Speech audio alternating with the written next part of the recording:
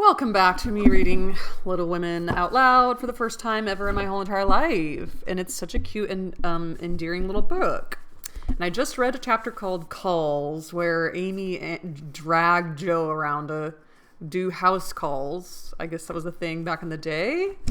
And Joe was decidedly sour about it all and just made really she was in a mood, you know? We can all get into those moods of I don't want to do this and I want to be independent and I hate society and I don't want to be a part of this society. And it makes women have to do certain things that we don't want to do and be nice when we don't want to be nice. And it also makes me feel like because I'm poor, I owe everybody everything. And I don't want to be like that either. And I want to be an independent, strong woman. And so she says stuff that kind of gets her in trouble a little bit. And Amy was on her the whole time, don't say that stuff. And just why are you being nice to him and not nice to him?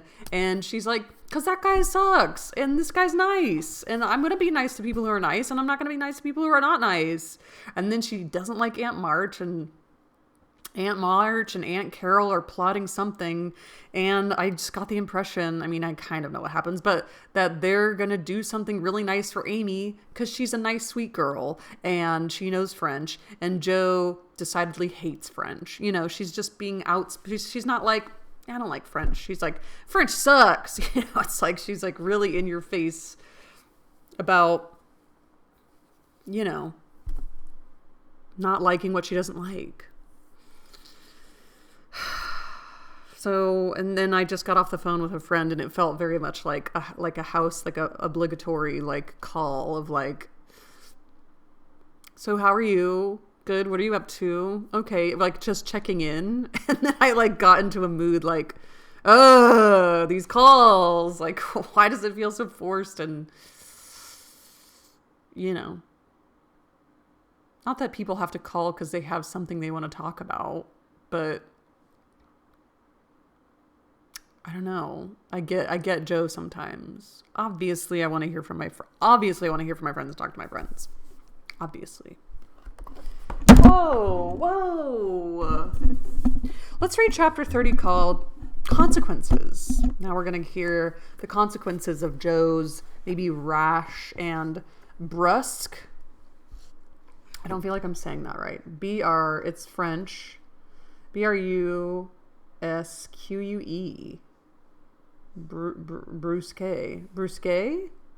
Brisket. Oh, volume? Brusque. Oh, brusque. Abrupt or offhand in speech or manner. Brusque. She was being very brusque. She has bruxism. Okay, now we're going to see the consequences of something. Oh, yeah, so this is also weird. There's going to be a fair, and it's for the freedmen as well as for the Chesters, and Joe is just I'm not going to do it. I'm not going to help at the fair, even though she has time and can and is available. But Amy's of course I'm going to help at the fair. Mrs. Chester asked me if I would, and I offered to tend the table, and I have nothing but time to give. And then Joe is just no, I hate to be patronized, and the Chesters think it's a great favor to allow us to help with their highly connected fair. I wonder you consented, Amy. They only want you to work. And it's yeah, you're just doing it for your community. I get both sides. You're doing it for your community, but I also get Joe of they just, I don't know. She says Joe doesn't like favors. They oppress and make me feel like a slave, which is really, I'd rather do everything for myself and be perfectly independent. It's rigidity. You're coming up against somebody very rigid. Okay. Mrs. Chester's fare was so very elegant and select that it was considered a great honor by the young ladies of the neighborhood to be invited to take a table, and everyone was much interested in the matter. Amy was asked, but Joe was not. Which was fortunate for all parties, as her elbows were decidedly akimbo at this period of her life, and it took her elbows were decidedly akimbo. And it took a good many hard knocks to teach her how to get on easily. is that the goal of life, just to like get on easily with other people, or is it to be true to yourself? Know thyself? What do we do? The haughty, uninteresting creature was let severely alone, but Amy's talent and taste were duly complimented by the offer of the art table, and she exerted herself to prepare and secure appropriate and valuable contributions to it. Everything went on smoothly till the day before the fair opened. Then there occurred one of the little skirmishes which it almost impossible to avoid, when some 25 women, young and old, with all their private piques and prejudices, try to work together. See, that's yuck too. I don't like that either. May Chester was rather jealous of Amy because the latter was greater favorite than herself. And just at this time, several trifling circumstances occurred to increase the feeling. Amy's dainty pen and ink work entirely eclipsed May's painted vases. That was one thorn. Then the all-conquering tutor had danced 4 times with Amy at a late party, and only once with May. That was thorn number 2. But the chief grievance was rankled in her soul. The chief grievance that rankled in her soul and gave her an excuse for her unfriendly conduct was a rumor which some obliging gossip had whispered to her, that the March girls had made fun of her at the Lambs. All the blame of this should have fallen upon Jo, for her naughty imitation had been too lifelike to escape detection, and the frolicsome Lambs had permitted the joke to escape. No hint of this had reached the culprits, however, and Amy's dismay can be imagined when the very evening before the fair, as she was putting on the last touches to her pretty table, Mrs. Chester, who of course resented the supposed ridicule of her daughter, said in a bland tone, but with a cold look, "I find, dear, that there's some feeling among the young ladies about my giving this table to anyone but my girls. As this is the most prominent, and some say the most attractive table of them all, and they are the chief getters up of the fair, it is thought best for them to take this place. I'm sorry, but I know you are too sincerely interested in the cause to mind a little personal disappointment, and you shall have another table if you like." Mrs. Chester had fancied beforehand that it would be easy to deliver this little speech, but when the time came, she found it rather difficult to utter it naturally, with Amy's unsuspicious eye looking straight at her, full of surprise and trouble. Amy felt that there was something behind this, but could not guess what, and said quietly, feeling hurt and showing that she did, "Perhaps you'd rather I took no table at all?" "No, my dear, don't have any ill feeling, I beg. It's merely a matter of expediency. You see, my girls will naturally take the lead, and this table is considered their proper place.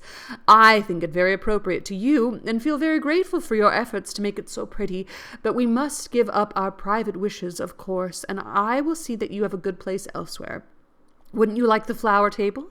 The little girls undertook it, but they are discouraged. You could make a charming thing of it, and the flower table is always attractive, you know." "Especially to the gentlemen," added May, with a look which enlightened Amy as to one cause of her sudden fall from favor. She colored angrily, but took no other notice of that girlish sarcasm, and answered with unexpected amiability, "It shall be as you please, Mrs. Chester. I shall give up my place here at once, and tend to the flowers if you like." "You can put your own things on your own table if you prefer," began May, feeling a little conscience-stricken as she looked at the pretty racks, the painted shelves, and quaint illuminations Amy had so carefully made and so gracefully arranged. She meant it kindly, but Amy mistook her meaning and said quickly, "Oh, certainly, if they are in your way."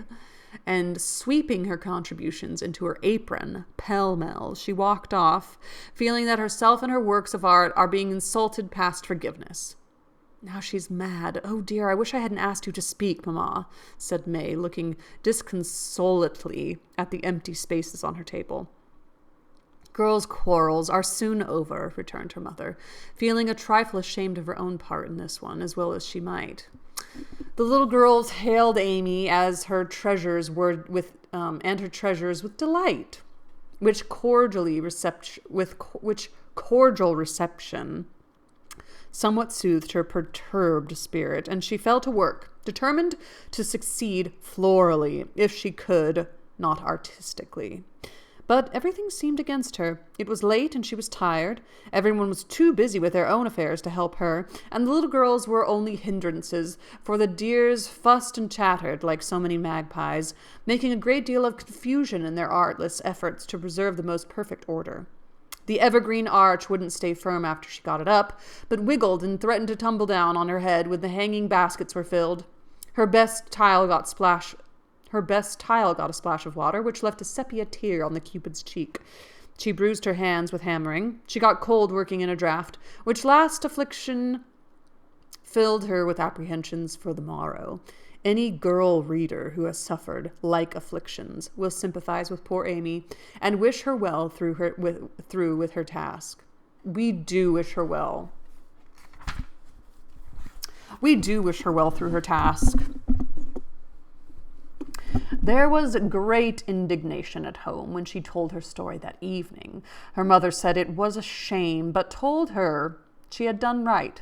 Beth declared she wouldn't go to the old fair at all, and Joe demanded why she didn't take all her pretty things and leave those mean people to get on without her. Because they are mean is no reason why I should be. Amy, because they're mean, it's no reason I should be. And Joe, that's all she does. She just is mean to other people who are mean. I hate such things, and though I think I have a right to be hurt, I don't intend to show it. They will feel that more than angry speeches or huffy actions, won't they, Marmee? They will feel that more than angry speeches or huffy actions, won't they, Marmee? I can read. That's the right spirit, my dear. A kiss for a blow is always best, though it's not very easy to give sometimes, said her mother, with the air of one who has learned the difference between preaching and practicing. Kill it with kindness, I believe, is what Marmee's trying to say. In spite of various very natural temptations to resent and retaliate, Amy adhered to her resolution all the next day, bent on conquering her enemies by kindness. She began well, thanks to a silent reminder that came to her unexpectedly, but most opportunely. As she arranged her table that morning, while the little girls were in an anteroom filling the baskets, she took up her pet production, a little book, the antique cover of which her father had found among his treasures, in which, on leaves of vellum, she had beautifully illuminated different texts. As she turned the pages, rich in dainty devices, with a very pardonable pride, her eye fell upon one verse that made her stop and think. Framed in a brilliant scroll work of scarlet, blue, and gold, with little spirits of goodwill helping one another up and down among the thorns and flowers, were the words, "Thou shalt love thy neighbor as thyself." I ought, but I don't, thought Amy, as her eyes went from the bright page to May's discontented face behind the big vases that could not hide the vacancies her pretty work had once filled. Amy stood a minute, turning the leaves in her hand, reading on each some sweet rebuke for all heart-burnings and uncharitableness of spirit. Many wise and true sermons are preached us every day by unconscious ministers in street, school, office, or home. Even a fair table may become a pulpit, if it can offer the good and helpful words which are never out of season. Even a fair table become a pulpit. Oh. Amy's conscience preached her a little sermon from that text then and there, and she did what many of us don't always do, took the sermon to heart, and straightway put it in practice. A group of girls were standing about May's table, admiring the pretty things and talking over the change of saleswoman. They dropped their voices, but Amy knew they were speaking of her, hearing one side of the story and judging accordingly. It was not pleasant, but a better spirit had come over her, and presently a chance offered for proving it. She heard May say sorrowfully, "It's too bad, for there's no time to make other things, and I don't want to fill up with odds and ends. The table was just complete then. Now it's spoiled." "I dare say she'd put them back if you asked her," suggested someone. "How could I after all the fuss?" began May, but she did not finish, for Amy's voice came across the hall saying pleasantly, "You may have them, and welcome without asking if you want them. I was just thinking I'd offer to put them back, for they belong to your table rather than mine. Here they are, please take them, and forgive me if I was hasty in carrying them away last night." As she spoke, Amy returned her contribution with a nod and a smile and hurried away again, feeling that it was easier to do a friendly thing than it was to stay and be thanked for it. "Now I call that lovely of her, don't you?" cried one girl. May's answer was inaudible, but another young lady, whose temper was evidently a little soured by making lemonade, added with a disagreeable laugh, "Very lovely, for she knew she wouldn't sell them at her own table." Now that was hard. When we make little sacrifices, we like to have them appreciated at least. And for a minute, Amy was sorry she had done it, feeling the virtue was not always its own reward. But it is, as she presently discovered, for her spirits began to rise and her table to blossom under her skillful hands. The girls were very kind, and that one little act seemed to have cleared the atmosphere amazingly. It was a very long day and a hard one to Amy, as she sat behind her table often quite alone, for the little girls deserted very soon. Few cared to buy flowers in summer, and her bouquets began to droop long before night. The art table was the most attractive in the room. There was a crowd about it all day long, and the tenders were constantly flying to and fro with important faces and rattling money boxes. Amy often looked wistfully across, longing to be there, where she felt at home and happy, instead of in a corner with nothing to do. It might seem no hardship to some of us, but to a pretty blithe young girl, it was not only tedious, but very trying, and the thought of being found there in the evening by her family, and Laurie and his friends, made it a real martyrdom. She did not go home till night, and then she looked so pale and quiet that they knew that the day had been a hard one, though she made no complaint, and did not even tell what she had done. Her mother gave her an extra cordial cup of tea. Beth helped her dress, and made a charming little wreath for her hair, while Jo astonished her family by getting herself up with unusual care, and hinting darkly that the tables were about to be turned. "Don't do anything rude, pray, Jo. I won't have any fuss made, so let it all pass and behave yourself," begged Amy, as she departed early, hoping to find a reinforcement of flowers to refresh her poor little table.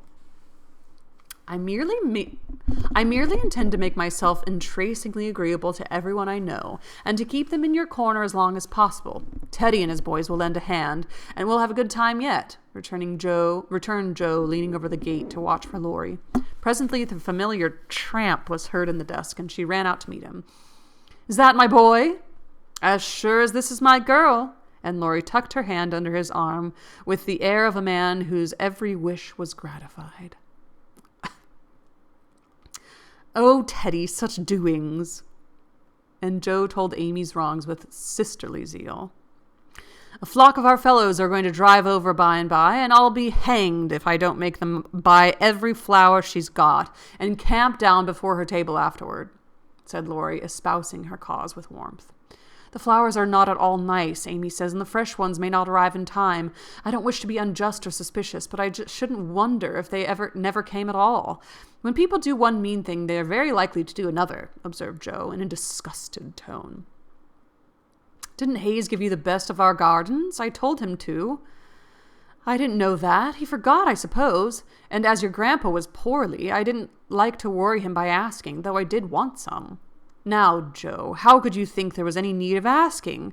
They are just as much yours as mine. Don't we always go halves in everything?" began Laurie in a tone that always made Jo turn thorny. "Gracious, I hope not. Half of some of your things wouldn't suit me at all. But we mustn't stand philandering here. I've got to help Amy. So you go and make yourself splendid.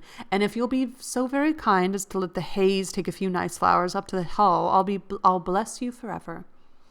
"Couldn't you do it now?" asked Laurie so suggestively that Jo shut the gate in his face in inhospitable haste, called through the bars, "Go away, Teddy, I'm busy." Thanks to the conspirators, the tables were turned that night, for Hayes sent up a wilderness of flowers, with a lovely basket arranged in his best manner for a centerpiece. Then the March family turned out en masse. and Jo exerted herself to some purpose, for people not only came but stayed, laughing at her nonsense, admiring Amy's taste, and apparently enjoying themselves very much. Laurie and his friends gallantly threw themselves into the breach, bought up the bouquets, encamped before the table, and made that corner the liveliest spot in the room.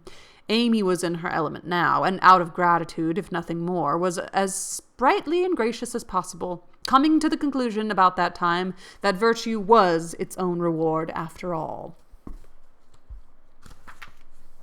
Jo behaved herself with exemplary propriety, and when Amy was happily surrounded by her guard of honor, Jo circulated about the hall, picking up various bits of gossip, which enlightened her upon the subject of the Chester change of base. She reproached herself for sharing the ill feeling and resolved to exonerate Amy as soon as possible. She also discovered what Amy had done about the things in the morning and considered her a model of magnanimity. As she passed the art table, she glanced over it for her sister's things, but saw no signs of them. Tucked away out of sight, I dare say, thought Jo, who could forgive her own wrongs, but hotly resented any insult offered to her family. "Good evening, Miss Jo. How does Amy get on?" asked May with a conciliatory air, for she wanted to show that she also could be generous. "She has sold everything she had that was worth selling, and now she's enjoying herself. The flower table is always attractive, you know, especially to the gentlemen." Jo couldn't resist giving that little slap, but May took it so meekly she regretted it a minute after and fell to praising the great vases, which still remained unsold. "Is Amy's illumination anywhere about?" "I took a fancy to buy that for father," said Jo, very anxious to learn the fate of her sister's work. "Everything of Amy's sold long ago. I took care that the right people saw them, and they made a nice little sum of money for us," returned May, who had overcome sundry small temptations as well as Amy that day. Much gratified, Jo rushed back to tell the good news, and Amy looked both touched and surprised by the report of May's words and manners. "Now, gentlemen, I want you to go and do your duty by the other tables as generously as you have by mine, especially the art table," she said, ordering out Teddy's own, as the girls called the college friends. "Charge, Chester, charge," is the motto for that table. "But do your duty like men, and you'll get your money's worth of art in every sense of the word," said the irrepressible Jo, as the devoted phalanx prepared to take the field. "To hear is to obey, but March is fairer than May," said little Parker, making a frantic effort to be both witty and tender, and getting promptly quenched by Laurie, who said, "Very well, my son, for a small boy," and walked off with a parental pat on the head. "Buy the vases," whispered Amy to Laurie, as a final heaping of coals of fire on her enemy's head. To May's great delight, Mr. Lawrence not only bought the vases, but pervaded the hall with one under each arm. The other gentlemen speculated with equal rashness in all sorts of frail trifles, and wandered helplessly about afterward, burdened with wax flowers, painted fans, filigree portfolios, and other useful and appropriate purchases. I guess this is like it's good to befriend the rich people in your neighborhood because they can do you favors and it doesn't feel like a favor. But this is all favors. Jo is asking Laurie to do a bunch of favors, but she says she doesn't like favors, but he's like a friend, so it doesn't feel like a favor.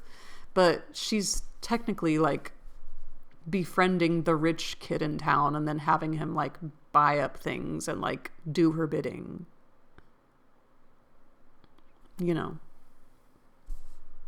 Just saying. Aunt Carol was there, heard the story, looked pleased, and said something to Mrs. Marsh in a corner, which made the latter lady beam with satisfaction and watch Amy with a face full of mingled pride and anxiety, though she did not betray the cause of her pleasure till several days later. The fair was pronounced a success, and when May bade Amy good night, she did not gush as usual, but gave her an affectionate kiss, and the look which said, "Forgive and forget."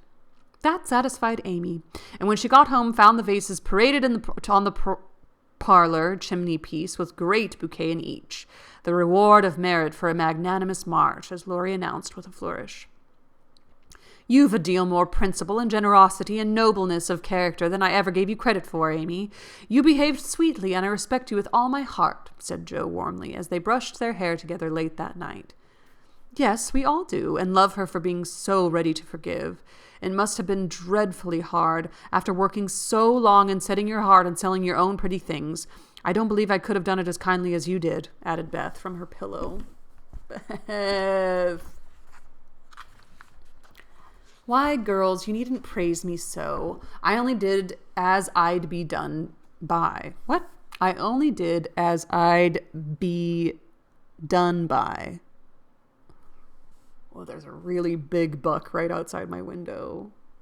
It's humongous. Cool. Just wandering around looking for food, I think. Sorry, I got super distracted. Wow. Okay. I don't know what that... I only did as I'd be done by. You laugh at me when I say I want to be a lady, but I mean a true gentlewoman in mind and manners, and I try to do it as far as I know how. I can't explain exactly, but I want to be above the little meannesses and follies and faults that spoil so many women. Right. I'm far from it now, but I do my best and hope in time to be what Mother is. Amy spoke earnestly, and Jo said with a cordial hug, "I understand now what you mean, and I'll never laugh at you again. You are getting on faster than you think, and I'll take lessons of you in true politeness, for you've learned the secret, I believe. Try away, dearie. You'll get your reward some day, and no one will be more delighted than I shall." A week later, Amy did get her reward, and poor Jo found it hard to be delighted. A letter came from Aunt Carol, and Mrs. March's face was illuminated to such a degree she read it, that Jo and Beth, who were with her, demanded what the glad tidings were. "Aunt Carol is going abroad next month and wants—" "Me to go with her?" burst in Jo, flying out of her chair in an uncontrollable rapture. "No, dear, not you. It's Amy."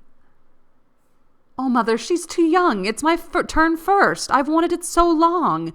It would do me so much good and be altogether splendid. I must go." "I'm afraid it's impossible, Jo. Aunt says Amy, decidedly, and it's not for us to dictate when she offers such a favor." "It's always so. Amy has all the fun, and I have all the work. It isn't fair. Oh, it isn't fair," cried Jo passionately. "I'm afraid it's partly your own fault, dear. When Aunt spoke to me the other day, she regretted your blunt manners and too independent spirit. And here she writes, as if quoting something you said, 'I planned at first to ask Jo, but as favors burden her and she hates French, I think I won't venture to invite her. Amy is more docile, will make a good companion for Flo, and receive gratefully any help the trip may give her.'"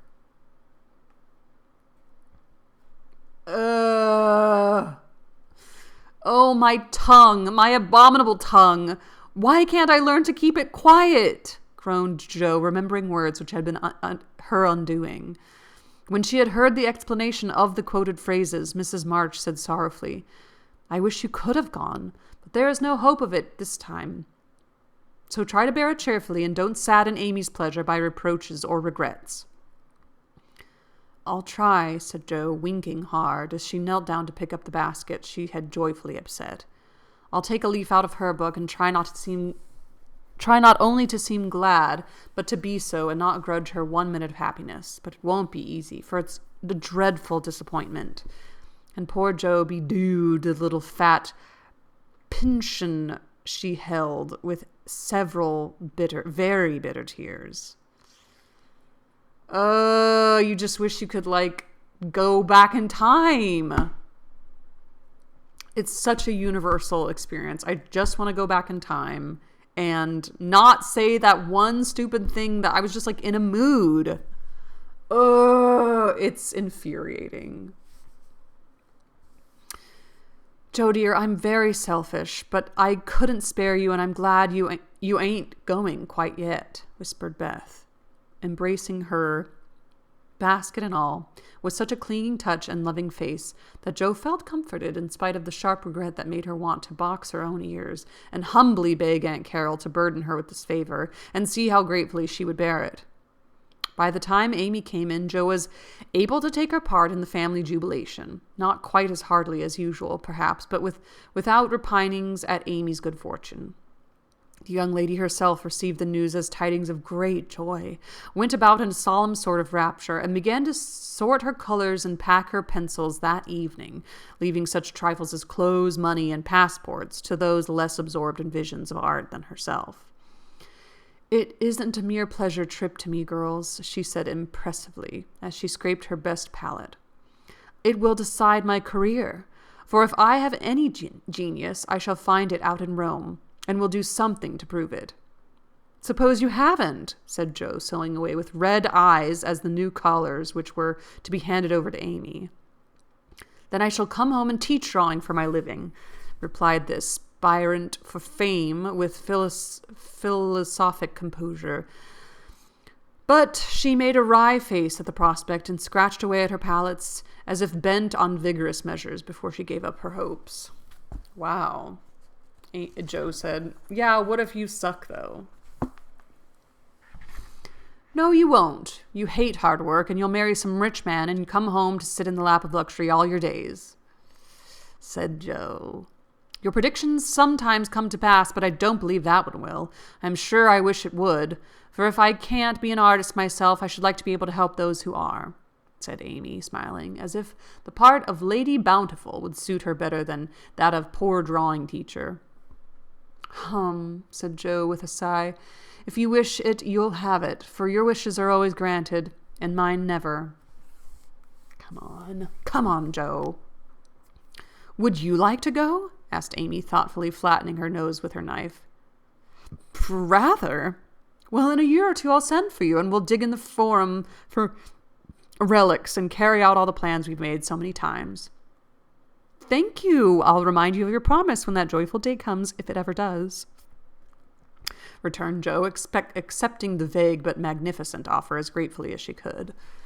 There was not much time for preparation, and the house was in a ferment till Amy was off. Jo bore up very well, till the last flutter of blue ribbon vanished, when she retired to a refuge, the garret, and cried till she couldn't cry any more. Amy likewise bore up stoutly till the steamer sailed. Then, just as the gangway was about to be withdrawn, it suddenly came over her that a whole ocean was soon to roll between her and those who loved her best, and she clung to Laurie, the last lingerer, saying with a sob, "Oh, take care of them for me, and if anything should happen—" "I will, dear, I will, and if anything happens, I'll come and comfort you," whispered Laurie, little dreaming how soon he would be called upon to keep his word. So Amy sailed away to find the old world, which was a new and beautiful, which is always new and beautiful to young eyes, while her father and friend watched her from the shore, fervently hoping that none but gentle fortunes would befall the happy-hearted girl, who waved her hand to them till they could see nothing but the summer sunshine dazzling on the sea. Oh, man. Chapter 31, next, our foreign correspondent. Beep, beep, beep, beep, beep, beep, beep. Next up, our foreign correspondent, Amy, I think.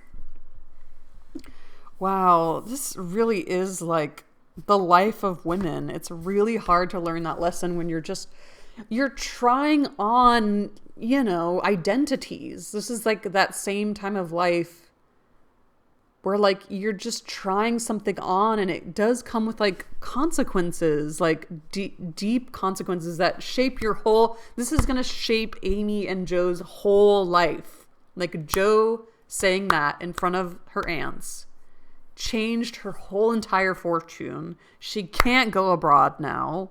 Amy gets to go. It's just, there's another book. Or maybe it's the same one. He kind of looks like he's pacing around for something. Can deer become rabid? Okay. It's tearing at my heart. You know what I mean? I do feel like it's just like this little pang of like Jo and Amy and like, And now Amy is setting off on this like crazy adventure by, with her, oh my God, so crazy.